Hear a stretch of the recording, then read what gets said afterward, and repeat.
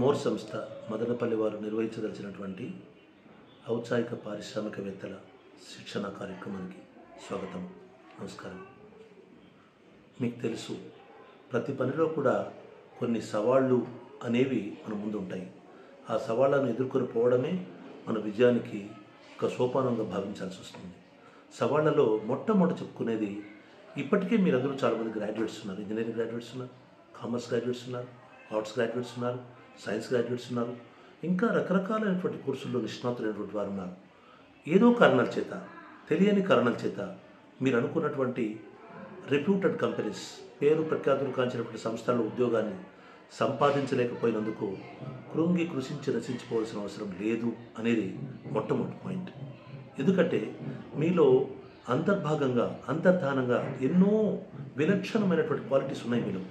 వాటిని ఈ శిక్షణ ద్వారా, ఇటువంటి కార్యక్రమాల ద్వారా వెలికితీసి మిమ్మల్ని కార్యోన్ముఖులను చేసి మీ లక్ష్య సాధనకు, మీ విజయానికి తోడ్పడమే శిక్షణ యొక్క ముఖ్య ఉద్దేశం. నంబర్ 1.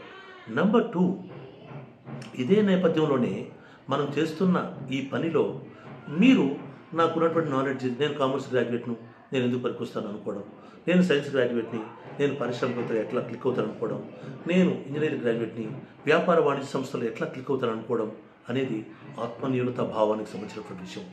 నో, మీలో ఉన్నటువంటి క్వాలిటీస్, మీకు అందుబాటులో ఉన్నటువంటి జ్ఞానం, విజ్ఞానం, విచక్షణ, వీటిని పదును పెట్టి మీరు చేయదలుచుకున్న పనికి వాటిని అన్వయింపచేసి, మీరు ఏదైతే ఈరోజు ఈ శిక్షణ కార్యక్రమంలో పాల్గొని at the end of the session మీరు ఒక కార్యక్రమాన్ని చేయదలుచుకుంటారో, లేక శిక్షణలో ఉండగానే మీలో ఉద్భవించినటువంటి ఒక ఐడియా ప్రకారం మీరు ఒక వ్యాపారం చేయదలుచుకుంటారు, లేక వాణిజ్యంలో మీరు కాదలుచుకుంటారు, ఒక పరిశ్రమను స్టార్టప్ కంపెనీగా స్టార్ట్ చేయాలనుకుంటారు, దానికి అనుగుణంగా మీ విజ్ఞానాన్ని, మీలో నిబిడీకృతమై ఉన్నటువంటి, మీలో దాగి ఉన్నటువంటి ఆ క్వాలిటీస్ని, కనిపించినటువంటి మీ విజ్ఞానాన్ని, వివేకాన్ని కూడా వెలికితీసి దానికి అన్వయింపచేసి మీ లక్ష్యాన్ని చేరుకోవడానికి అవకాశం కల్పించడమే ఈ శిక్షణ యొక్క ముఖ్య ఉద్దేశం.